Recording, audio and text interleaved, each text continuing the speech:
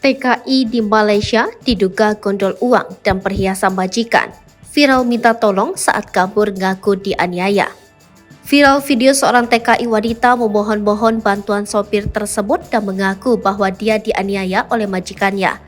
Dilansir dari World of Bus dan Twitter by News Hub pada Kamis 20 Juli 2023, dalam video tersebut merekam percakapan antara sopir dan TKI. Wanita yang berasal dari Indonesia itu meminta pertolongan kepada seorang sopir pria untuk membawakannya kabur dari area pemukiman yang ia tinggali. Bahkan, ia mengaku sempat dianiaya dan dibiarkan kelaparan oleh majikannya. Wanita TKI itu mengaku baru bekerja di daerah Johor selama 2 minggu. Bahkan, ia memelas mengaku punya anak dan seorang suami yang penyandang disabilitas di Indonesia. Pria itu pun terharu dengan perjuangan si TKI meninggalkan kampung halamannya untuk mencari nafkah di negeri orang. Lalu, sopir baik hati itu menawarkan untuk membelikannya makanan dan mereka terlihat makan bersama. Lalu setelah makan, sopir baik ini membawa TKI itu untuk mengajukan laporan ke polisi setempat. Mereka bahkan disebut mengunjungi KJRI di Johor Bahru.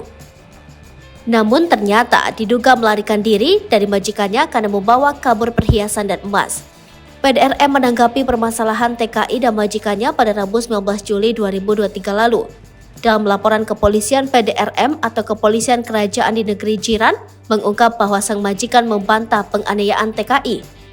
Usai video tersebut viral, PDRM Johor menerima laporan dari majikan bahwa TKI itu menghilang setelah mencuri perhiasan dan uang tunai senilai lebih dari Rp10.000 Malaysia, sekira 32 juta rupiah.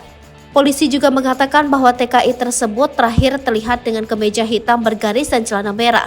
Hingga sekarang wanita itu masih dalam pencarian.